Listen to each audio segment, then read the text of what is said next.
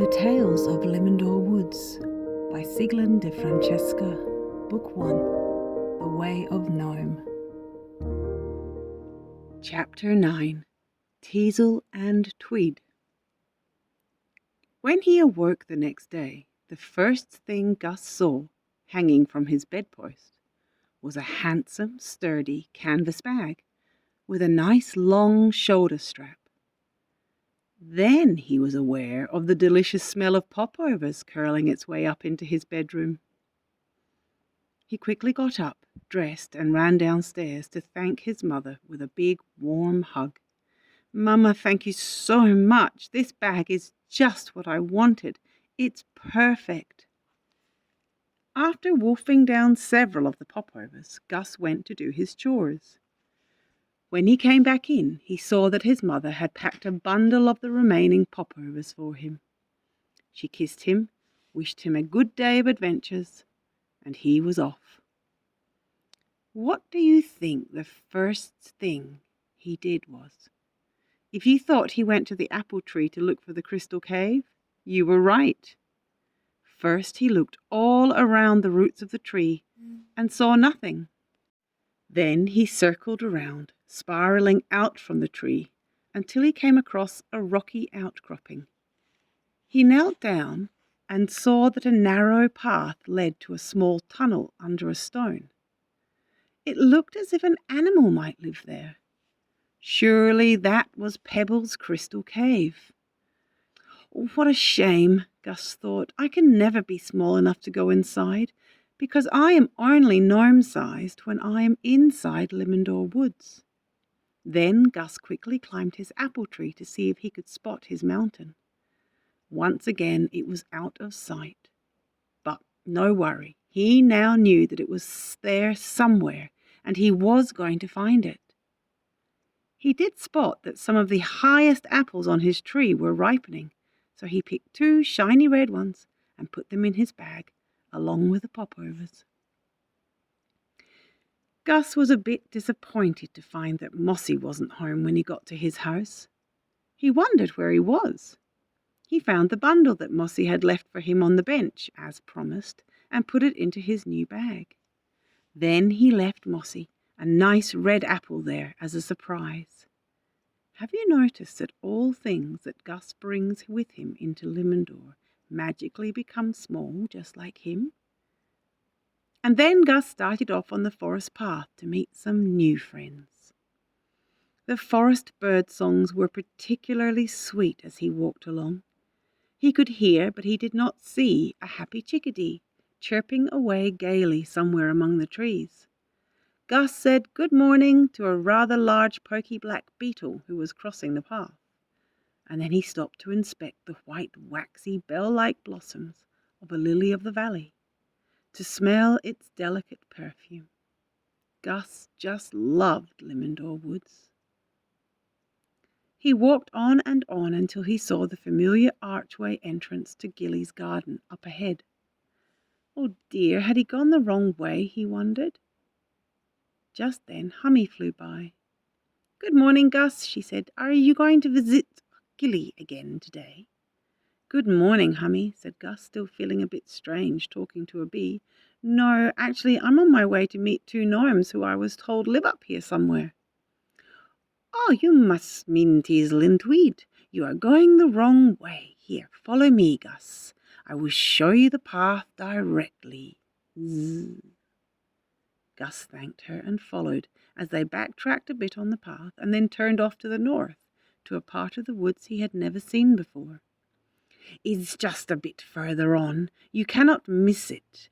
I really must go now. They are expecting me back at the palace. Goodbye, Gus." "Oh, goodbye, Hummy, and thank you for your help," said Gus. He walked more slowly now, not wanting to miss the turn. Soon Gus came across the most unusual sight. Right at the edge of the path he saw a fanciful arch formed from 2 young saplings. Stretched across the top of the arch was a colourful knitted banner, and hanging from each side were 2 brightly coloured knitted flags. "I guess this must be the place," thought Gus as he tentatively stepped under the arch and followed the neat path to an inviting lavender door built at the very base of a very wide old oak tree.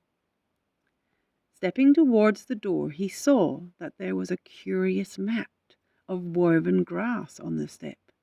Ah, yes, the rule of tidiness, Gus detected proudly, and he promptly wiped his shoes on it. He was just about to knock when the door flew open and two smiling gnomes said to him in unison, "Hello, you must be Gus, do come in." It was the first time Gus had ever been invited into a gnome's home. This was most likely because both Mossy's and Gilly's houses were probably too small that he had not been asked in before. But the tree that housed Teasel and Tweed was so very wide that their room was, well, very roomy. There seemed to be two of almost everything in there, that is, except for the door, the single fireplace, and one much used spinning wheel.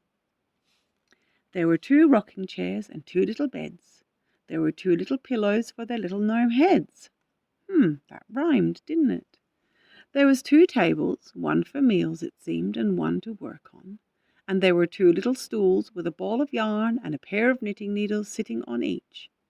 And on the floor 2 big baskets were overflowing with balls of yarn.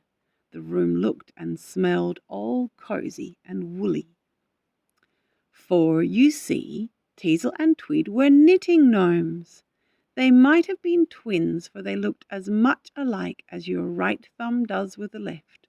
Their tall pointy hats, tidy vests, and even their woolen house slippers were all of soft shades of grey and lavender, the colours of thistles. Teasel and Tweed had discovered quite early on that their gift was to make things from wool that they gathered from low branches, fence posts, and thorn bushes, wool that was snagged when sheep or other furry creatures walked by. The 2 of them provided socks, hats, and scarves, and anything else of wool to all the gnomes in Limindoor Woods. The 2 brothers sat Gus down right away and made him some refreshing dewdrop tea.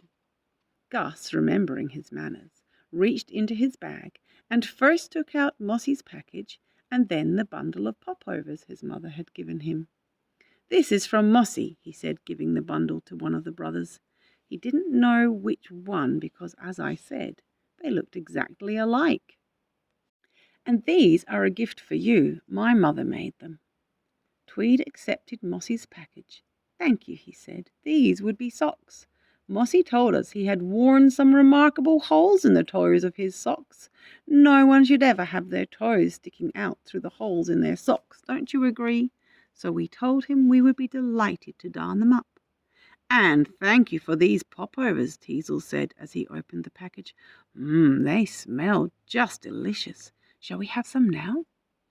"You know what?" said Teasel as he stood and started looking through their shelves. "I think we should have some honey around here somewhere. Wouldn't that taste just yummy with the popovers?" "Ah, here it is at last," he said, holding up an acorn-covered jar. "Haven't you noticed that it's always the last place that you look for something that you find it? Here, you must try some of this Limindoor honey." "We are very pleased to finally meet you, Gus," Teasel stated as they all sat enjoying their tea. "But you must know that you're not the first tall one that we have ever spoken with." Gus sputtered with surprise. I'm not the first," he wondered. "But I thought no other tall one had ever entered Limindoor." "Well, that is true. She hadn't actually entered Limindoor, and she was still a full tall one's size, even though she was clearly rather small for a tall one. You understand what we mean, don't you? Oh, Teasel and Tweed, please tell me, who was she? Tell me how you met her." "Okay, Tweed, why don't you start the telling? But first, who would like some more tea?" asked Tweed. "Well, it was last summer, I think, before the lamb shearing. We had been out in the meadow gathering wool snags when I heard the strangest thing. Just on the other side of a rise of the hill, I heard what sounded like someone having a one-sided conversation. I crept up to the edge of the ridge, and what do you think I saw? There, Sitting in the grass with her legs splayed out in front of her was a young tall one. She was talking to a doll who was coincidentally just our size. The doll was seated at her feet, and in her hands, the girl's that is, was a jumble of knitting needles and wool. Oh, a complete disaster of knitting. She seemed to be asking the doll for help, but the doll remained silent. At length the poor girl broke into tears of frustration. Well, I must admit, it quite moved my heart to see a child, no matter that she was a tall one, crying like that and holding such a catastrophe of knitting in her hands. I clambered over the stones and walked right up to her and asked if I could be of any assistance. She started right in saying that it was her knitting that was the problem, well, that was quite evident, and that she was trying to make a special scarf for her mamma for her birthday, and that everything was going wrong. It wasn't until she had finished her outburst that she actually looked at me and saw me for who I was, a gnome, that is. Perhaps she had imagined that I was her doll talking. "Oh," she said, her mouth making that shape. "Who are you?" she asked. "Miss," I replied, "my name is Tweed, and," I said, gesturing to my brother to join us, "this is Teasel. We are at your service." "Oh," she repeated quickly, tucking her feet under, "I am pleased to meet you. My name is Maggie." "Excuse me, sirs," she asked very politely, "are you gnomes?" We nodded in accord. "Miss Maggie," I said, "you are in luck, for we happen to both be knitters. May we be of some assistance to you?" When she looked down at her knitting again, she burst into tears. "Oh, no, no, no, little miss," I said. I know it was strange to call her little with her being a tall one, but in truth we felt very fatherly towards her and wanted to help her out. "Don't cry so. We can straighten this out." Then Teasel stepped forward towards the jumble of yarn and said, "May I?" Her hands were trembling when she handed us her knitting. "Do you live around here?" my brother asked, trying to distract her from the fact that together we were unraveling what must have taken quite a while to knot up. "I live in the farmhouse right over there," she said, pointing just beyond. I smiled when I realized that it was that farmer's very own sheep who had provided us with much of our wool over all these years. "And who is this?" I said, indicating towards the doll who now lay there quite forgotten. "Oh, this is Emily. She's my friend," she said. It took us some time to undo the mistakes Mecky had made. Finally, we managed to wind the yarn into a large ball and reset the stitches evenly on one of the knitting needles. "Might we offer you a brief knitting lesson, Miss Maggie?" I asked. "Well, it was my grandmamma who started teaching me, and then she went to live with the angels and couldn't teach me any more. I thought I could remember how to knit, so I wanted to make this for Mamma. Yes, would you please?" We had her cross her legs, crisscross applesauce. To those of you who are adults, your child can most likely tell you what that means, tailor style. And each of us climbed up on one of her knees. Then we each took a hold of one of her hands as it held a knitting needle, and we patiently, so patiently, taught her, or rather reminded her, how to knit. We taught her our knitting poem to make it easier. In through the front door, run around the back, hop through the window, then off jumps Mac. I must say Maggie was quite a bright girl, and in no time she was knitting nice even stitches, and whenever she made a mistake, we taught her how to correct it.